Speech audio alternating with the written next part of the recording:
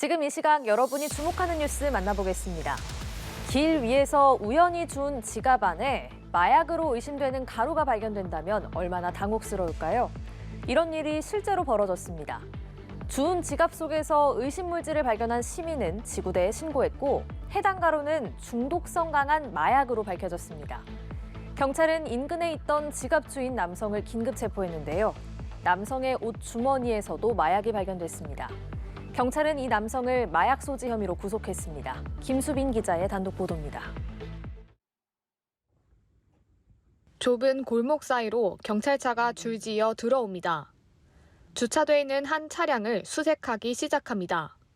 지난 10일 밤 8시 20분쯤 한 시민이 지구대를 찾아와 주운 동전 지갑 안에 마약으로 의심되는 가루 물질이 있다는 신고를 했습니다. 바로 CCTV를 확인한 경찰은 용의자로 추정되는 30대 남성 2명이 인근 카센터에 있는 걸 파악해 긴급 체포했습니다. 죄를 짓고 이러면 수색은 안 하잖아요. 그냥 데려가죠. 근데 수갑도 채우고 저기 수색도 하고 그러니까 이건 분명히 마약이다. 주택과 상가가 있는 일반 골목입니다. 이곳에 떨어진 지갑뿐만 아니라 현장에서 체포된 남성의 옷 주머니에서도 마약이 발견됐습니다. 이 남성은 케타민과 LSD 등 중독성이 매우 강한 마약류를 소지하고 있었습니다. 입수된 양은 180명이 넘는 사람이 동시에 투약할 수 있을 정도입니다. 경찰은 마약류 관리법 위반 혐의로 지갑 주인에 대해 구속영장을 신청했고 바로 다음 날 법원은 구속영장을 발부했습니다. 경찰은 현장에서 같이 체포된 다른 남성에 대해선 불구속 상태로 조사 중이며 국립과학수사연구원에 채취한 소변에 대한 정밀 감정을 의뢰했습니다. 경찰은 동종 전과가 있는지는 물론 마약류 구입 경로와 투약 여부 등을 조사하고 있습니다. 연합뉴스TV 김수빈입니다. 웹툰 작가 주호민 씨의 아들을 정서적으로 학대한 혐의로 기소된 특수학교 교사에게 검찰이 징역 10개월을 구형했습니다. 결심 공판에서는 수업 내용을 몰래 녹음한 파일을 증거로 인정할 수 있는지 여부가 쟁점이 될 걸로 보이는데요. 최근 수업 시간 중 발언은 공개되지 않은 대화에 해당해서 증거 능력이 부정된다는 대법원 판결이 나왔기 때문입니다. 보도에 강창구 기자입니다. 웹툰 작가 주호민 씨 아들을 정서적으로 학대한 혐의로 기소된 특수교사에 대한 결심 공판이 수원지법에서 열렸습니다. 재판의 쟁점은 아동학대 증거로 제시된 녹음 파일의 증거 능력 여부였습니다.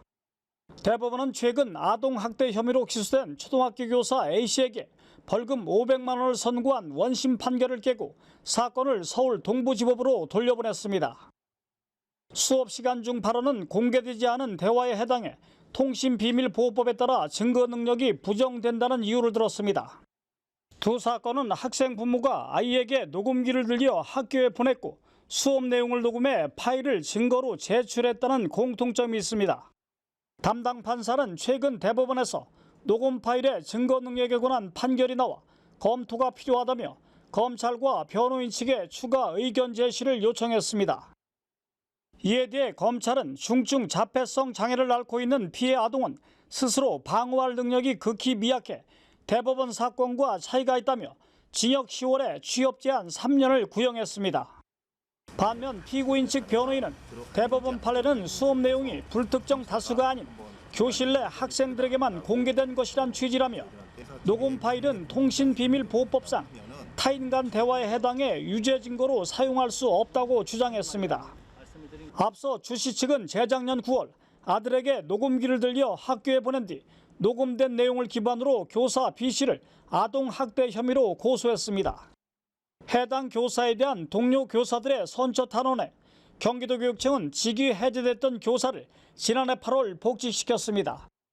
연합뉴스TV 강창우입니다. 정부가 2천만 원 이하 소액연체자를 대상으로 신용사면을 추진합니다. 2021년 이후 3년 만인데요.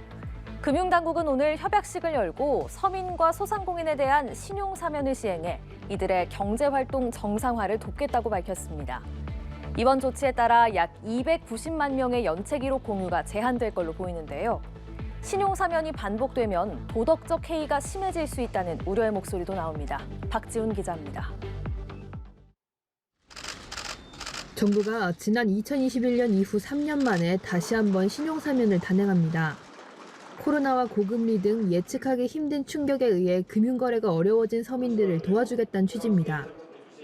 금리가 사실 이렇게까지 빨리 오르리라고 예측하신 분은 없었을 거고 아마 이제 코로나 상황만 좀 되면은 다 나아질 거라고 생각했을 겁니다.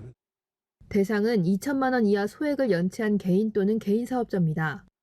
2021년 9월부터 이번 달 31일까지 불이행한 채무를 오는 5월 31일까지 모두 갚으면 연체 이력 정보가 금융기관에서 공유되지 않고 신용평가에도 반영되지 않는 신용사면을 받을 수 있습니다. 이번 조치에 따라 약 290만 명의 연체 기록 공유가 제한될 것으로 보입니다. 구체적으로는 250만 명의 신용점수가 평균 39점 상승하고 25만 명이 은행권 신규대출 평균 신용점수를 넘게 되며 15만 명이 카드 발급 기준을 충족하게 될 전망입니다. 신용사면이 시행되는 건 IMF 외환위기와 코로나 시기에 이어 이번이 4번째입니다. 신용사면이 반복되면 도덕적 해이가 심화할 수 있다는 지적도 나오지만 금융당국은 이 같은 우려를 일축한 바 있습니다. 성실상환을 완료하는 분들에게도 혜택이 가기 때문에 오히려 적극적으로 상환을 유도하는 긍정적인 효과가 있다는. 성실 채무자를 차별한다는 불만과 가계부채 증가를 부추길 수 있다는 비판도 나오는 가운데 신용사면 대상자 여부는 오는 3월부터 신용조회 회사 등을 통해 본인이 직접 조회할 수 있게 될 예정입니다. 연합뉴스TV 박지훈입니다. 워크아웃이 개시된 태영건설이 이르면 이번 주 자산 부채에 대한 실사를 받습니다. 태영이 진행 중인 60개 프로젝트 파이낸싱 사업장들의 옥석 가리기에 나섰는데요. 미래 수익을 담보로 하는 프로젝트 파이낸싱 사업 특성상 이해관계가 복잡해서 험로가 예상됩니다. 태영에 직접 대출을 내준 채권단과 PF 사업장에 대출한 대주단의 갈등이 우려되는 가운데 인적 구조 조정도 불가피할 걸로 보입니다. 박효정 기자입니다. 태영건설의 워크아웃을 결정한 채권단은 먼저 태영의 정확한 채무 상태를 파악하기 위해 약 3개월에 걸친 실사에 들어갑니다. 태영이 진행 중인 60개 프로젝트 파이낸싱 PF 사업장을 평가해 기업을 계속했을 때와 청산했을 때의 가치를 판단해 지원할지 정리할지를 결정합니다. 분양률이 최소 70%를 넘었거나 공사가 진척된 사업장은 계속될 수 있지만 미착공 사업장 18곳은 일부를 제외하고는 시공사가 교체되거나 경공매에 붙여질 가능성이 있습니다. 미래 수익을 담보로 하는 PF 사업의 특성상 워크아웃 과정은 순탄치 않을 전망입니다. 태영은 9조 5천억 원의 보증 채무 가운데 우발 채무는 2조 5천억 원이라고 밝혔지만 회계법인의 셈법은 다를 수 있습니다. 만약 실사 과정에서 추가 부실이 드러나면 약속한 대로 핵심 계열사 주식 등을 담보로 잡을 가능성도 있습니다. 만약 그래도 부족할 경우에는 지주회사인 TY홀딩스와 SBS 주식도 담보로 해서 태영건설을 꼭 살려내겠습니다. 태영그룹의 모든 것을 걸고 말이 아닌 실천으로 보여드리겠습니다. 태영에 직접 대출을 내준 채권단과 PF 사업장이 대출한 대주단 가운데 어느 쪽이 자금을 지원할지도 관심입니다. 정부 지침에 따르면 워크아웃 개시까지 발생한 부족 자금은 채권단이, PF 사업장 처리에 따른 자금은 대주단이 내야 하는데 결정 과정에서 갈등을 겪을 수 있습니다. 계열사 에코비트, 블루원, 평택사이로에 대한 매각과 담보 제공도 시일이 걸릴 것으로 예상됩니다.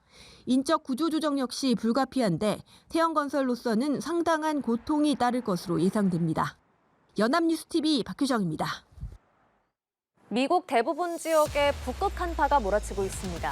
몬태나주 등 일부 지역의 체감온도는 영하 56도까지 떨어졌는데요. 전력이 끊기고 항공편 취소와 지연이 속출하는 등 폭설과 강추위로 인한 피해가 이어졌습니다. 아이오와주에서는 미 공화당 대선 후보 경선 유세까지 취소되는데요. 이번 추위는 일주일간 이어질 전망입니다. 황정현 기자입니다. 거센 바람에 눈보라까지 몰아칩니다. 도로는 한 치 앞도 보이지 않고 눈으로 뒤덮인 차량은 형태를 알아보기 어려울 정도입니다. 제설 장비가 지나가도 거리는 여전히 새하얗습니다. 미국 대부분 지역에 북극 한파가 덮쳤습니다. 캐나다에서 내려온 북극 고기압이 미 서북부와 중동부까지 한파를 몰고 온 겁니다. 특히 몬태나주와 노스, 사우스 다코타주에서는 체감 온도가 영하 56도까지 떨어졌습니다. It's overall just been a terrible, terrible winter. And it came out of nowhere, just 2 days, the worst winter, or a very heavy winter at least. 일부 주민들은 스키와 썰매를 타며 겨울 스포츠를 즐겼지만 수일째 이어지는 맹추위에 피해도 속출했습니다. 미시간주에서는 약 15만 가구와 기업체의 전력이 끊겼고 시카고 오헤어 국제공항을 포함한 미 공항 곳곳에서는 항공편 취소와 지연이 잇따랐습니다. 오리건주에서는 강풍으로 나무가 쓰러져 주택을 덮치면서 1명이 숨지는 등 추위와 관련해 3명이 목숨을 잃었다고 AP통신은 보도했습니다. 아이오와주에서 열릴 예정이던 미 공화당 대선 후보 경선 유세 일정도 취소됐습니다. Bring some extra socks in your purse or in your car so when your feet get wet, you're not all cold all day. And maybe have a hat or some earmuffs or something so your head doesn't get frozen. But good luck out there, everybody. 이번 추위는 앞으로 일주일간 이어질 것으로 예상됩니다. 연합뉴스 TV 황정현입니다.